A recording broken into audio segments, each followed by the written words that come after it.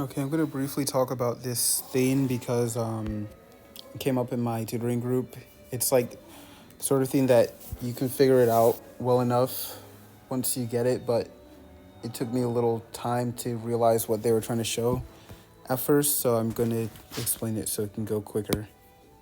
Hopefully you can interpret it quicker and not have to spend time trying to decipher what the thing is supposed to be showing. So these 6 graphs are showing different scenarios, and you're going to split them based on the top row versus the bottom row. The idea is the top row is all volume contraction, while the bottom is all volume expansion. In other words, this top row is somebody losing volume, this bottom row is somebody gaining volume. The whole point of these graphs is 2 things: volume versus tonicity. I like to say liquid versus solid. Volume is, of course, how much water you have, how much fluid you have, so that's liquid.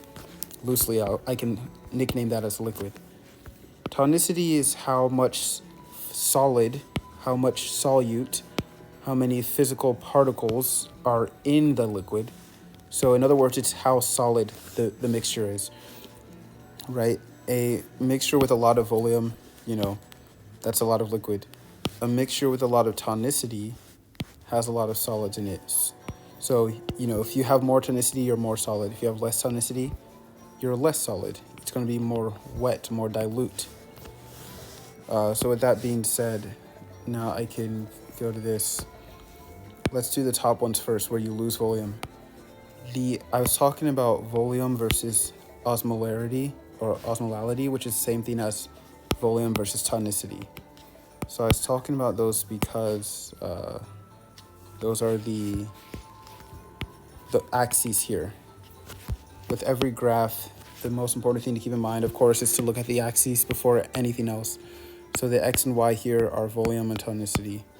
So how liquid it is and how solid it is. Okay.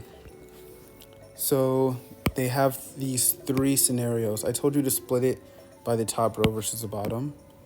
And you're also going to split it by these 3 columns. So this is the isotonic, right? This is the hypertonic, and this is the hypotonic. So you have these 3 pairs.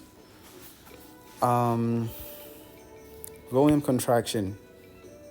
You're losing volume, right? That's why, okay, the whole point is that this box is like the default amount, right? This box. You can see that here, the box is not completely filled. There's some white space. The purple stuff, which is a fluid, is only partially filling the box. Versus, that's because you're losing volume. Versus when you expand volume or gain volume, the purple stuff is exceeding the box. See that? If we look at this pair, again, contraction. It's not listed well. These are all contraction, volume contraction. All 3 of these at the top are volume contraction. See, it's not written well. They only write it here when it's supposed to be all of this. That's why this thing is confusing, even though the concept is not really confusing. These 3 on the bottom are volume expansion. So, volume contraction, all of these, you can see that volume is the width, right? It's the x-axis. It's the width of the box. Osmolarity is the y-axis, so it's the height of the box. So you can see that the purple stuff is not wide enough to fill the box in all 3 of these scenarios at the top, because all 3 of these are volume contraction. So that's what I'm trying to show here. That's the part that you have to understand how they're trying to draw this graph. Here, these 3 at the bottom are volume expansion. So you have too much volume rather than too little volume. So the purple stuff is now wider than the box in all 3 of these. See?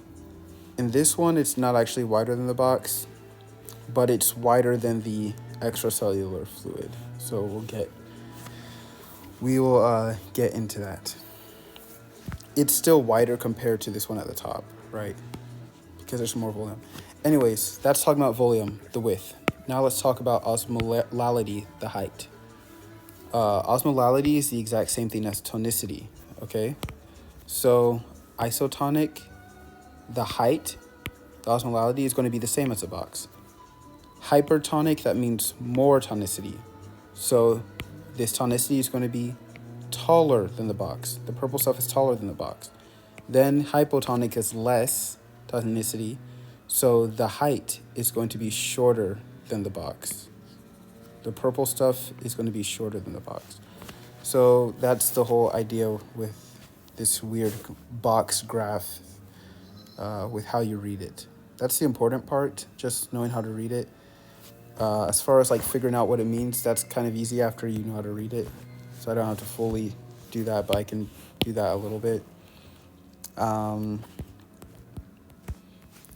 Yeah, let's talk about that a little bit. If the person is losing volume, but the tonicity stays the same, then, you know, their volume is less wide, right?